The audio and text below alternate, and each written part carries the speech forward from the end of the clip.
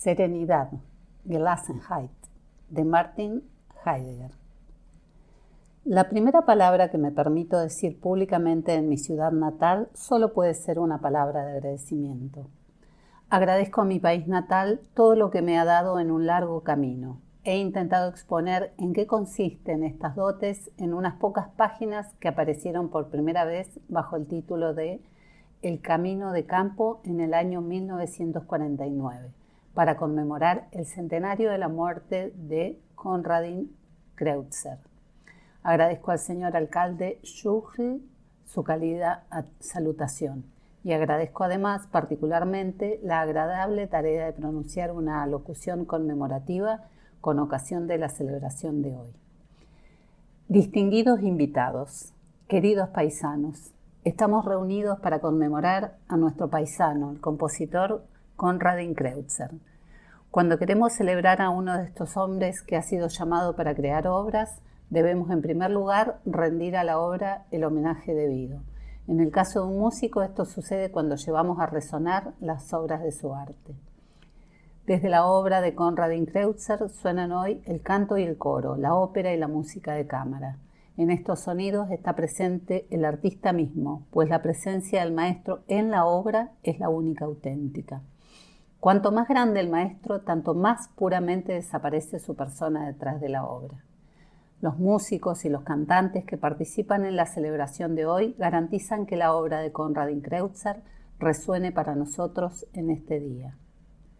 Pero, ¿es la celebración ya por ello una celebración conmemorativa? Una celebración conmemorativa exige en que pensemos. Con todo, ¿qué pensar y qué decir en una celebración conmemorativa dedicada a un compositor?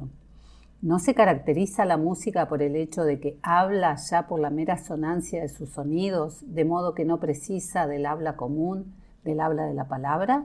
Así se dice. Pese a todo, la pregunta persiste. ¿Es la celebración con música y canto ya por esto una celebración conmemorativa? ¿Una celebración donde pensamos? Presumiblemente no lo es. Por eso, los organizadores han incluido una alocución conmemorativa en el programa. Debe ayudarnos a pensar especialmente en el compositor homenajeado y en su obra. Esta conmemoración se hace viva desde el momento en que recordamos nuevamente la vida de Konradin Kreutzer y enumeramos y describimos sus obras. Por obra de esta narración podemos hacer la experiencia de bien de cosas, unas felices y tristes, otras instructivas y dignas de imitación. Por obra de esta narración podemos hacer la experiencia de bien de cosas, unas felices y tristes, otras instructivas y dignas de imitación. Pero en el fondo, con semejantes palabras, solo nos dejamos entretener. No es en absoluto necesario pensar cuando las escuchamos, esto es, meditar acerca de algo que a cada uno de nosotros nos concierne directamente y en cada momento en su esencia. Por esto, incluso una alocución conmemorativa no asegura todavía que una celebración conmemorativa sea, para nosotros, una ocasión de pensar. No nos hagamos ilusiones. Todos nosotros, incluso aquellos que, por así decirlo, son profesionales del pensar, todos somos, con mucha frecuencia, pobres de pensamiento. Estamos todos con demasiada facilidad faltos de pensamiento. La falta de pensamiento es un huésped inquietante que en el mundo de hoy entra y sale de todas partes, porque hoy en día se toma noticia de todo por el camino más rápido y económico y se olvida en el mismo instante con la misma rapidez. Así, un acto público sigue a otro. Las celebraciones conmemorativas son cada vez más pobres de pensamiento. Celebración conmemorativa y falta de pensamiento se encuentran y concuerdan perfectamente. Sin embargo, cuando somos faltos de pensamiento, no renunciamos a nuestra capacidad de pensar. La usamos incluso necesariamente, aunque de manera extraña, de modo que en la falta de pensamiento dejamos yerma nuestra capacidad de pensar. Con todo, solo puede ser yermo aquello que en sí es base para el crecimiento, como por ejemplo un campo. Una autopista en la que no crece nada tampoco puede ser nunca un campo yermo, del mismo modo que solamente podemos llegar a ser sordos porque somos oyentes y del mismo modo que únicamente llegamos a ser viejos porque éramos jóvenes. Por eso mismo, también únicamente podemos llegar a ser pobres, incluso faltos de pensamiento, porque el hombre, en el fondo de su esencia, posee la capacidad de pensar, espíritu y entendimiento, y que está destinado y determinado a pensar. Solamente aquello que poseemos con conocimiento o sin él podemos también perderlo o, como se dice, desembarazarnos de ello. La creciente falta de pensamiento reside así en un proceso que consume la médula misma del hombre contemporáneo, su huida ante el pensar. Esta huida ante el pensar es la razón de la falta de pensamiento. Esta huida ante el pensar va a la par del hecho de que el hombre no la quiere ver ni admitir. El hombre de hoy negará incluso rotundamente esta huida ante el pensar. Afirmará lo contrario, dirá, y esto con todo derecho, que nunca en ningún momento se han realizado planes tan vastos, estudios tan variados, investigaciones tan apasionadas como hoy en día. Ciertamente. Este esfuerzo de sagacidad y de liberación tiene su utilidad, y grande. Un pensar de este tipo es imprescindible, pero también sigue siendo cierto que este es un pensar de tipo peculiar. Su peculiaridad consiste en que cuando planificamos, investigamos, organizamos una empresa, contamos ya siempre con circunstancias dadas. Las tomamos en cuenta con la calculada intención de unas finalidades determinadas. Contamos de antemano con determinados resultados. Este cálculo caracteriza a todo pensar planificador e investigador. Semejante pensar sigue siendo cálculo aun cuando no opere con números ni ponga en movimiento máquinas de sumar ni calculadoras electrónicas. El pensamiento que cuenta, calcula posibilidades continuamente nuevas, con perspectivas cada vez más ricas, a la vez más económicas. El pensamiento calculador corre de una suerte a la siguiente, sin detenerse nunca ni pararse a meditar. El pensar calculador no es un pensar meditativo, no es un pensar que piense en pos del sentido que impera en todo cuanto es. Hay así dos tipos de pensar, cada uno de los cuales es, a su vez y a su manera, justificado y necesario, el pensar calculador y la reflexión meditativa. Es a esta última a la que nos referimos cuando decimos que el hombre de hoy huye ante el pensar. De todos modos, se replica, la mera reflexión no se percata a que está en las nubes por encima de la realidad. Pierde pie. No tiene utilidad para acometer los asuntos corrientes. No aporta beneficio a las realizaciones de orden práctico. Y, se añade finalmente, la mera reflexión, la meditación perseverante, es demasiado elevada para el entendimiento común. De esta evasiva solo es cierto que el pensar meditativo se da tan poco espontáneamente como el pensar calculador. El pensar meditativo exige a veces un esfuerzo superior. Exige un largo entrenamiento. Requiere cuidados aún más delicados que cualquier otro oficio auténtico. Pero también, como el campesino, debe saber esperar a que brote la semilla y llegue a madurar. Por otra parte, cada uno de nosotros puede, a su modo y dentro de sus límites, seguir los caminos de la reflexión. ¿Por qué? Porque el hombre es el ser pensante, esto es, meditante. Así que no necesitamos de ningún modo una reflexión elevada. Es suficiente que nos demoremos junto a lo próximo y que meditemos acerca de lo más próximo, acerca de lo que concierne a cada uno de nosotros, aquí y ahora. Aquí, en este rincón de la tierra natal, ahora, en la hora presente del acontecer mundial. En el caso de que nos hallemos dispuestos a meditar, ¿qué es lo que nos sugiere esta celebración? Observaremos entonces que en este caso ha florecido una obra de arte de la tierra natal. Si reflexionamos sobre este simple hecho, pararemos mientes de inmediato en el hecho de que la tierra suava ha dado a luz grandes poetas y pensadores durante el siglo pasado y el anterior. Pensándolo bien, se ve enseguida que la Alemania central también ha sido en este sentido una tierra fértil, lo mismo que la Prusia oriental, Silesia y Bohemia. Nos tornamos pensativos y preguntamos, ¿no depende el florecimiento de una obra cabal del arraigo a un suelo natal? Johann Peter Hebel escribió una vez: somos plantas, nos guste o no admitirlo, que deben salir con las raíces de la tierra para poder florecer en el éter y dar fruto. El poeta quiere decir, para que florezca verdaderamente alegre y saludable la obra humana, el poeta quiere decir, para que florezca verdaderamente alegre y saludable la obra humana, el hombre debe poderse elevar desde la profundidad de la tierra natal al éter. Éter significa aquí el aire libre del cielo alto, la abierta región del espíritu. Nos volvemos aún más pensativos y preguntamos, ¿qué hay hoy en día de esto que dice Johann Peter Hebel? ¿Se da todavía ese apacible habitar del hombre entre cielo y tierra? ¿Aún prevalece el espíritu meditativo en el país? ¿Hay todavía tierra natal de fecundas raíces sobre cuyo suelo pueda el hombre asentarse y tener así arraigo? Muchos alemanes han perdido su tierra natal, tuvieron que abandonar sus pueblos y ciudades, expulsados del suelo natal. Otros muchos, cuya tierra natal les fue salvada, emigraron, sin embargo, y fueron atrapados en el ajetreo de las grandes ciudades, obligados a establecerse en el desierto de los barrios industriales. Se volvieron extraños a la vieja tierra natal, y los que permanecieron en ella, en muchos aspectos, están aún más desarraigados que los exiliados. Cada día, a todas horas, están hechizados por la radio y la televisión. Semana tras semana las películas los arrebatan a ámbitos insólitos para el común sentir, pero que con frecuencia son bien ordinarios y simulan un mundo que no es mundo alguno. En todas partes están a mano las revistas ilustradas. Todo esto con que los modernos instrumentos técnicos de información estimulan, asaltan y agitan hora tras hora al hombre.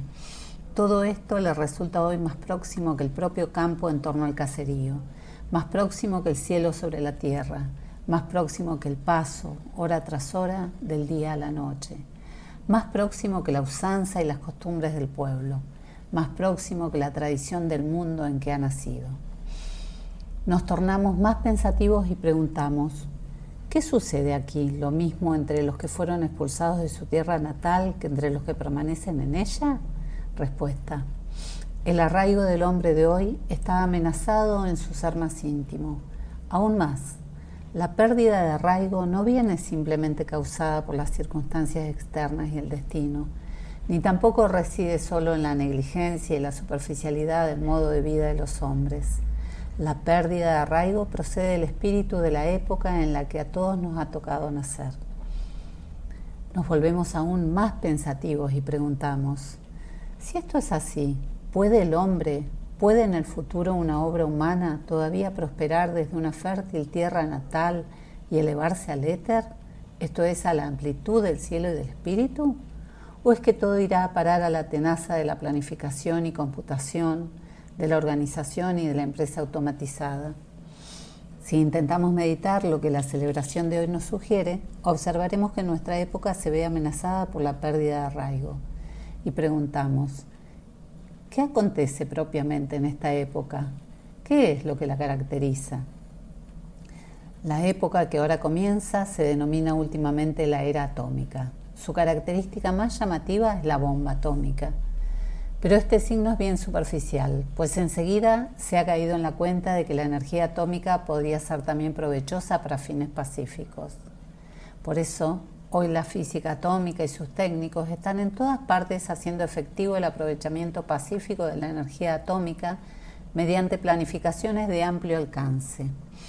Los grandes consorcios industriales de los países influyentes, a su cabeza Inglaterra, han calculado ya que la energía atómica puede llegar a ser un negocio gigantesco. Se mira al negocio atómico como la nueva felicidad. La ciencia atómica no se mantiene al margen. Proclama públicamente esta felicidad.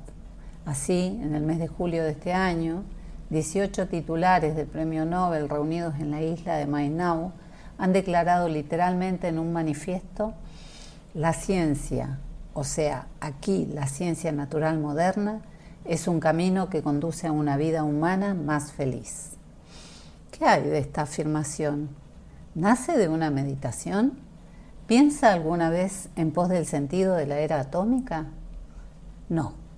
En el caso de que nos dejemos satisfacer por la citada afirmación respecto a la ciencia, permaneceremos todo lo posiblemente alejados de una meditación acerca de la época presente. ¿Por qué? Porque olvidamos reflexionar, porque olvidamos preguntar. ¿A qué se debe que la técnica científica haya podido descubrir y poner en libertad nuevas energías naturales? Se debe a que, desde hace algunos siglos, tiene lugar una revolución en todas las representaciones cardinales. Al hombre se le traslada así a otra realidad. Esta revolución radical de nuestro modo de ver el mundo se lleva a cabo en la filosofía moderna. De ahí nace una posición totalmente nueva del hombre en el mundo y respecto al mundo. Ahora el mundo aparece como un objeto al que el pensamiento calculador dirige sus ataques y a los que ya nada debe poder resistir. La naturaleza se convierte así en una única estación gigantesca de gasolina, en fuente de energía para la técnica y la industria modernas. Esta relación fundamentalmente técnica del hombre con el mundo como totalidad se desarrolló primeramente en el siglo XVII y además en Europa y solo en ella. Permaneció durante mucho tiempo desconocida para las demás partes de la Tierra. Fue del todo extraña a las anteriores épocas y destinos de los pueblos. El poder oculto en la técnica moderna determina la relación del hombre con lo que es. Este poder domina la Tierra entera. El hombre comienza ya a alejarse de ella para penetrar en el espacio cósmico. En apenas 2 decenios se ha conocido tan gigantescas fuentes atómicas que en un futuro previsible la demanda mundial de energía de cualquier clase quedará cubierta para siempre. El suministro inmediato de las nuevas energías ya no dependerá de determinados países o continentes, como es el caso del carbón, del petróleo y la madera de los bosques. En un tiempo previsible se podrán construir centrales nucleares en cada lugar de la Tierra. Así, la pregunta fundamental de la ciencia y de la técnica contemporáneas no reza ya: ¿de dónde se obtendrán las cantidades suficientes de carburante y combustible? La pregunta decisiva es ahora: ¿de qué modo podremos dominar y dirigir las inimaginables magnitudes de energía atómica y asegurarle así a la humanidad que estas energías gigantescas no vayan de pronto, aún sin acciones guerreras, a explotar en algún lugar y aniquilarlo todo? Si se logra el dominio sobre la energía atómica, y se logrará, comenzará entonces un desarrollo enteramente nuevo del mundo técnico. Lo que hoy conocemos como técnica cinematográfica y televisiva, como técnica del tráfico, especialmente la técnica aérea, como técnica de noticias, como técnica médica, como técnica de medios de nutrición, representa presumiblemente tan solo un tosco estado inicial. Nadie puede prever las radicales transformaciones que se avecinan, pero el desarrollo de la técnica se efectuará cada vez con mayor velocidad y no podrá ser detenido en parte alguna.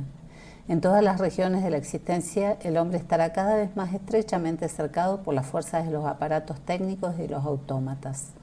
Los poderes que en todas partes y a todas horas retan, encadenan, arrastran y acosan al hombre bajo alguna forma de utillaje o instalación técnica, estos poderes hace ya tiempo que han desbordado la voluntad y capacidad de decisión humana porque no han sido hechos por el hombre.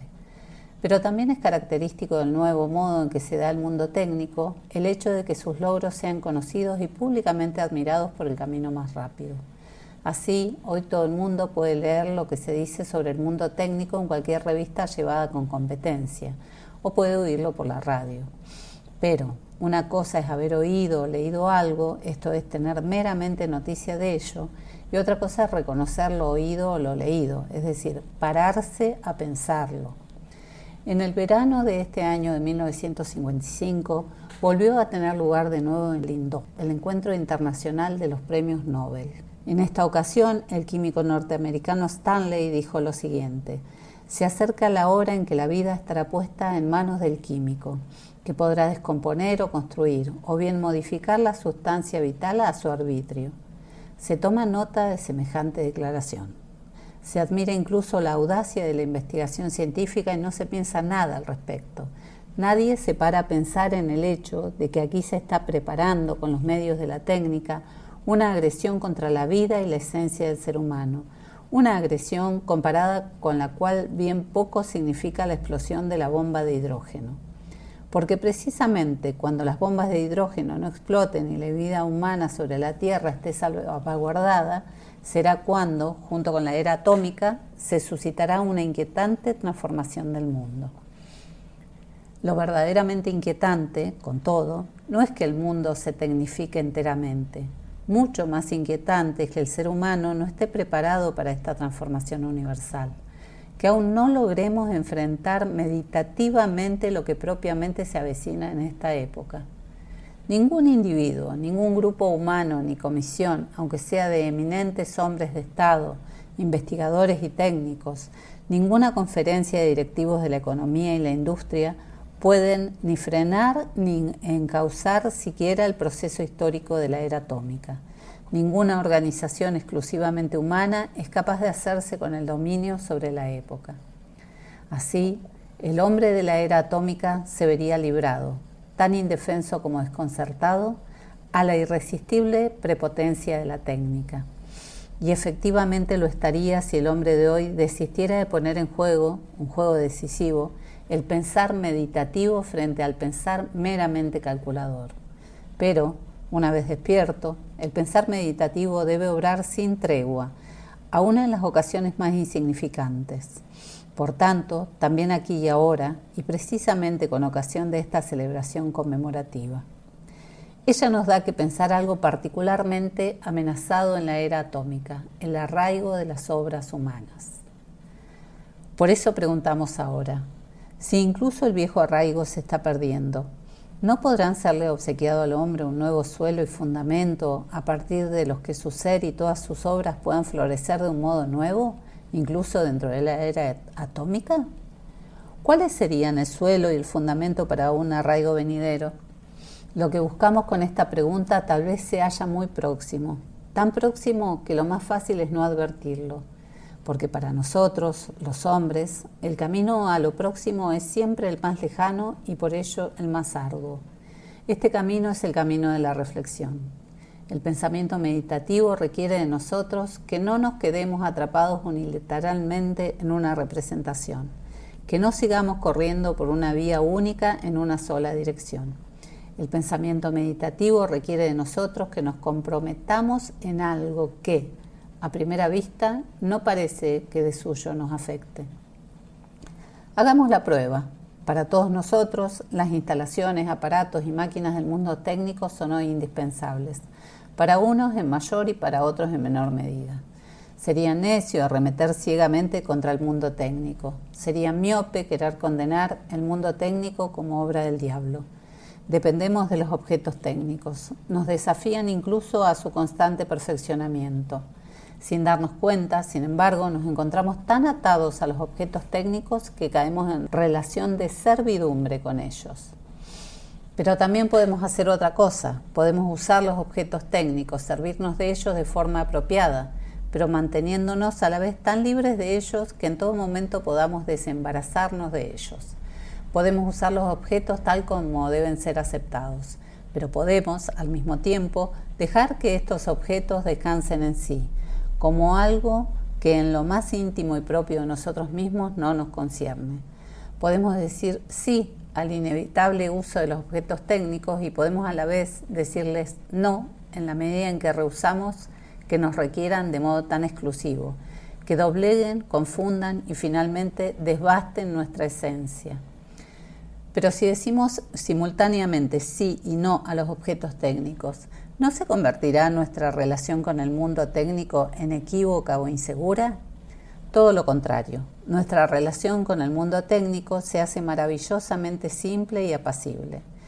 Dejamos entrar a los objetos técnicos en nuestro mundo cotidiano y, al mismo tiempo, los mantenemos fuera, o sea, los dejamos descansar en sí mismos como cosas que no son algo absoluto, sino que dependen ellas mismas de algo superior.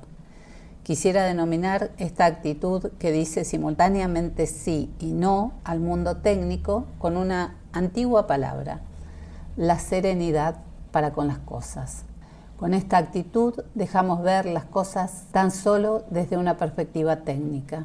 Ahora empezamos a ver claro y a notar que la fabricación y utilización de máquinas requiere de nosotros otra relación con las cosas, que, de todos modos, no está desprovista de sentido.